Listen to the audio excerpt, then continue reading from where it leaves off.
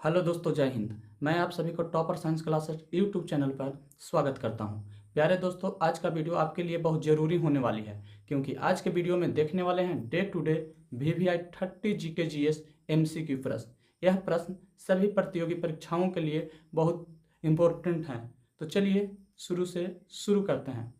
पहला प्रश्न कहता है कि संविधान सभा की पहली बैठक कब हुई थी? संविधान सभा की पहली बैठक कब हुई थी? तो इसका राइट आंसर होगा 9 दिसंबर 1946 को, यानी कि सी इज द करेक्ट आंसर। चलिए देखते हैं नेक्स्ट प्रश्न। अगला प्रश्न कहता है कि भारत के पहले राष्ट्रपति कौन थे? भारत के पहले राष्ट्रपति कौन थे? तो इसका सही जवाब होगा डॉक्टर राजेंद्र प्रसाद, यानी कि ए इज द करेक्ट आंसर। अगला प्रश्न कहता है कि सूर्य की सबसे बाहरी परत कौन सी होती है? सूर्य की सबसे बाहरी परत कौन सी होती है? तो इसका राइट आंसर होगा कोरोना, यानी कि D is the correct answer. अगला प्रश्न कहता है सत्यमेव जयते कहाँ से लिया गया है? सत्यमेव जयते कहाँ से लिया गया है? तो इसका सही जवाब है उपनिषद, यानी कि B is the correct answer. चलते हैं, देखते हैं अगला प्रश्न कहता है कि भारत का सबसे बड़ा राज्य कौन सा है, जो कि क्षेत्रफल की दृष्टि से हो? भारत का सबसे बड़ा राज्य कौन सा है जो क्षेत्रफल की दृष्टि से हो? इसका राइट आंसर होगा डी, यानी कि Rajasthan. D is the correct answer. बढ़ते हैं अगले प्रश्न की ओर। अगला प्रश्न कहता है हरितगृह प्रभाव की मुख्य गैस कौन सी है? हरितगृह प्रभाव की मुख्य गैस कौन सी है? तो इसका सही जवाब होगा कार्बन डाइऑक्साइड, यानी कि सी इज द करेक्ट आंसर। अगला प्रश्न कहता है कि योजना आयोग की स्थापना कब हुई थी? योजना आयोग की स्थापना कब हुई थी? तो इसका राइट आंसर होगा 1950 में। ए इज द करेक्ट आंसर। अगला प्रश्न कहता है कि भारत का पहला उपग्रह कौन था? भारत का पहला उपग्रह कौन था? तो इसका राइट आंसर होगा आर्यभट्ट, यानी कि सी इज द करेक्ट आंसर। अगले प्रश्न की ओर बढ़ते हैं। अगला प्रश्न कहता है कि नालंदा विश्वविद्यालय किस काल में प्रसिद्ध था? नालंदा विश्वविद्यालय किस काल में प्रसिद्ध था? तो इसका राइट आंसर होगा गुप्ता काल। ए इज द करेक्ट आंसर। अगले प्रश्न की ओर चलते हैं।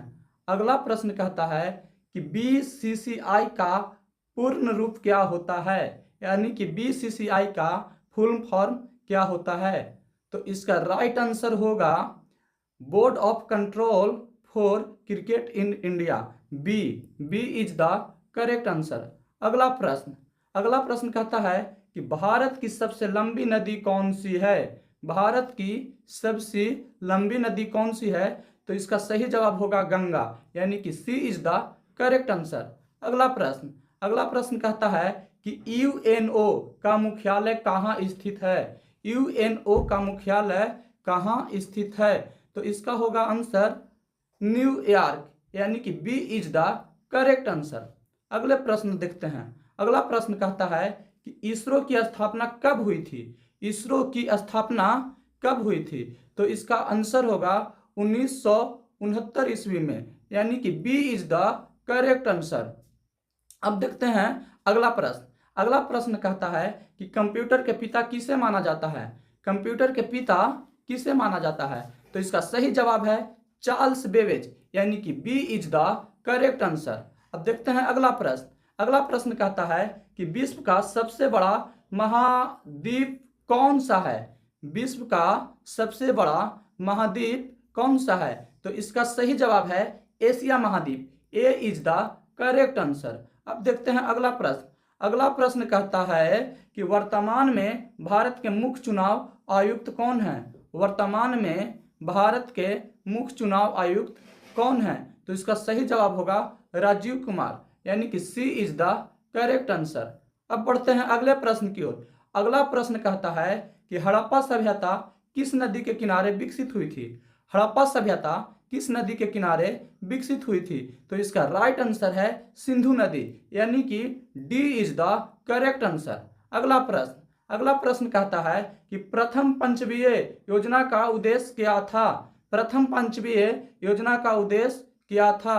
तो इसका राइट आंसर होगा कृषि, यानी कि D is the correct answer. अगला प्रश्न कहता है कि भारत में पंचायती राज व्यवस्था सबसे पहले कहाँ लागू हुई थी? भारत में पंचायती राज व्यवस्था सबसे पहले कहाँ लागू हुई थी? तो इसका राइट आंसर होगा राजस्थान, यानी कि D is the correct answer. अगले प्रश्न की ओर चलते हैं।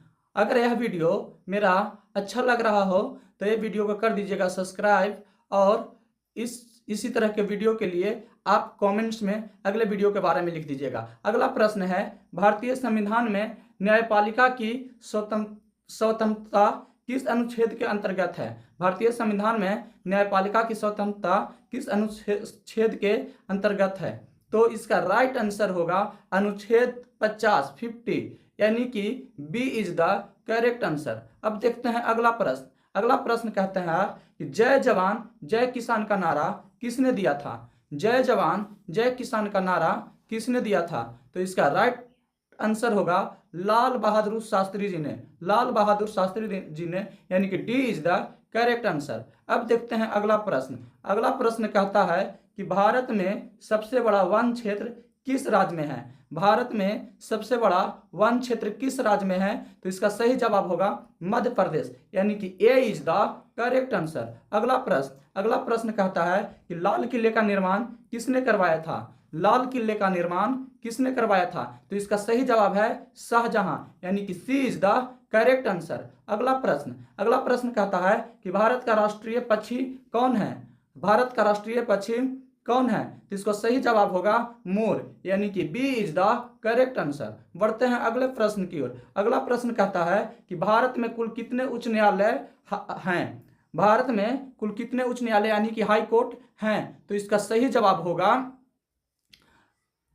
25, यानी कि सी इज द करेक्ट आंसर। देखते हैं अगला प्रश्न कहता है कि भारत का राष्ट्रीय खेल कौन सा है? औपचारिक रूप से जो कि घोषित नहीं किया गया है, लेकिन उसे भारत का राष्ट्रीय खेल के रूप में जानते हैं, वह खेल होगा हॉकी, यानी कि B is the correct answer. अगले प्रश्न देखते हैं। अगला प्रश्न कहता है कि चंद्रयान 3 का सफलतापूर्वक परीक्षण कब हुआ था? चंद्रयान 3 का सफलतापूर्वक परीक्षण कब हुआ था? तो इसका सही जवाब होगा 2023 में, यानी कि सी इज द करेक्ट आंसर। बढ़ते हैं अगले प्रश्न की ओर। अगला प्रश्न कहता है कि कूच बिहार किस राज्य में स्थित है? तो इसका सही जवाब होगा पश्चिम बंगाल, यानी कि सी इज द करेक्ट आंसर। अब बढ़ते हैं अगले प्रश्न की ओर।